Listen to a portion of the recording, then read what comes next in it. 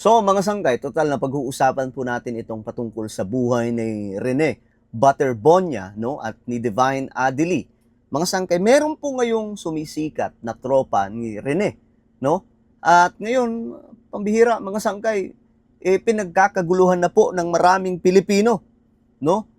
Ito pong batang ito mga sangkay ay kasama din po ni Rene na manlalaro sa basketball, no? Siya po ay kumbaga mga sangkay ka-teammate na dikit.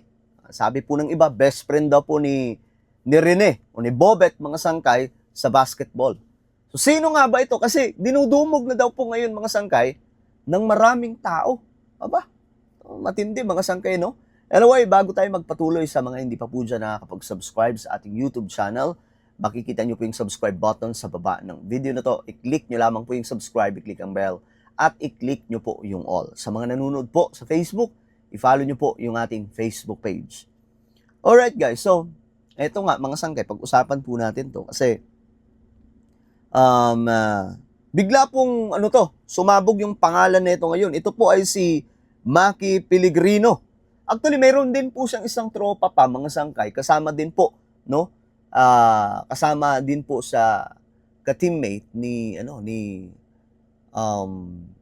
Rene Butterbonia ang sumisikat ngayon mga sangkay. Meron na po ata siyang 2 million followers sa Facebook.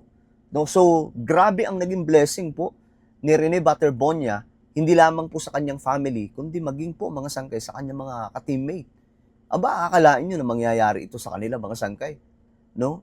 After po nang naganap, kumbaga, kahit yung family niya ngayon mga sangkay, natutupad po yung kung ano mang mga pangarap niya, yung bahay, 'di ba? Binigyan po sila ng condo ngayon mga sangkay, tapos ngayon yung pag-aaral ng kanyang mga kapatid sa Ateneo di Davao sponsored na mga sangkay. Lahat ng pag-aaral nila no ay sagot na ng Ateneo de Davao hanggang sa graduate ang lahat ng kapatid ni Rene. No, ang dami pong blessings, kaya nga lang nakakalungkot kasi wala na po siya sa mundo. No, and let's pray for mga sangkay na makuha po ang justice sa pamilya ng pamilya ni Rene. Ngayon mga sangkay, ito na nga po. Tingnan po natin. Ito kasing si Maki Pellegrino ay nagugulat sa nangyayari mga sangkay. Tingnan po ninyo ito.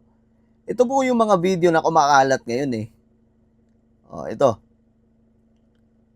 Nagaya po na ito mga sangkay. Ayan.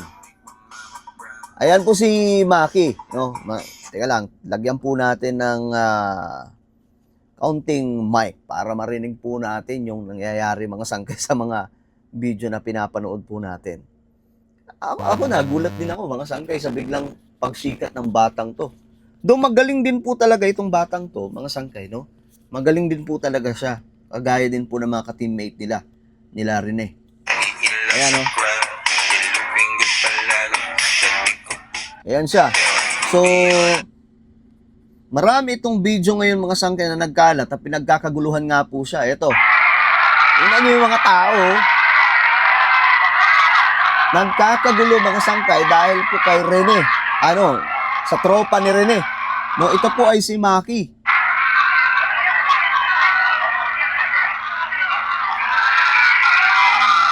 Sabi nga po ng mga nagko-comment, mga sangkay, na iba dyan, sabi nila, ginawa nyo namang politiko at artista itong si Maki. Ginawa nyo na. Kasi si Maki, mga sangkay, meron po siyang video na naaano siya, parang nagtataka siya, bakit ganito yung mga tao sa kanya. Ayan po, tingnan nyo naman.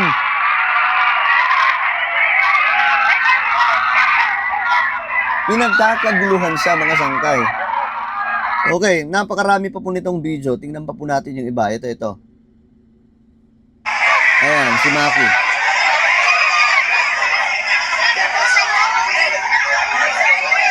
Pinagkakaguluhan po ng maraming mga kabataan, mga Pilipino.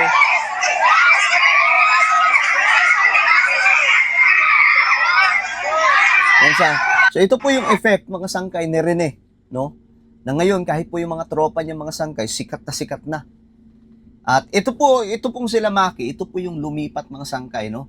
Kasi nasa Ateneo yan sila, kinuha po sila ng, I think, Ateneo de Manila. Ngayon, lumipat po sila sa Lasal. Kasi, sabi nga po nila mga sangkay, ito daw po ay alay nila kay Rene Butterbonia. At buti na lang daw mga sangkay, niligtas sila ni Rene. Kaya nga lang mga sangkay, kailangan pa po magsakripisyo ni Rene. At ngayon wala na po siya sa mundo mga sangkay para lang daw po maisalba sila sa kapahamakan from Ateneo. Ang bihira. So ito pa mga sangkay, ang dami po nitong video na nagkalat ngayon. Ayan o.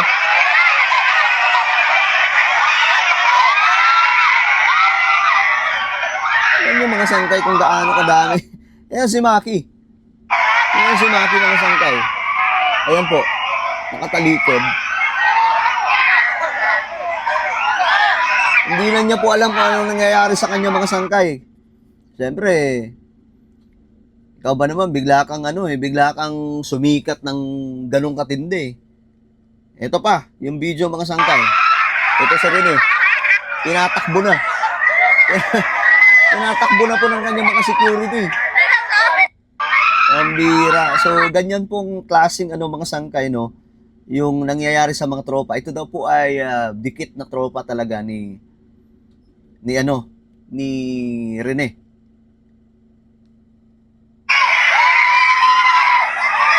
Ito pa mga sangkay. Ayan naman po yung isang tropa ni Rene na ngayon mga sangkay, pinagkakaguluhan na din po. Ayan o. Yan yung isa sa mga basketball player din mga sangkay na kasamahan po ni Rene. Na sinasabi ko sa inyo na mayroon nga pong follower na aabot na po sa 2 million sa Facebook. Ganyan po kagrabe, lumobo po bigla. At eto, may isa po siyang video dito na nagtataka po itong si Maki, mga sangkay, bakit po ito nangyayari sa kanya? Kasi para po siyang naging konsehal eh. Para po siyang naging politiko eh. Tingnan po ninyo. Ito. Tingnan niyo si Maki. Nagtataka po siya sa paligid. Kita niyo yung mukha. Kita niyo yung mukha. Hindi na niya alam ang gagawin niya mga sangkay. Nagtataka siya eh. Bakit naging ganito siya?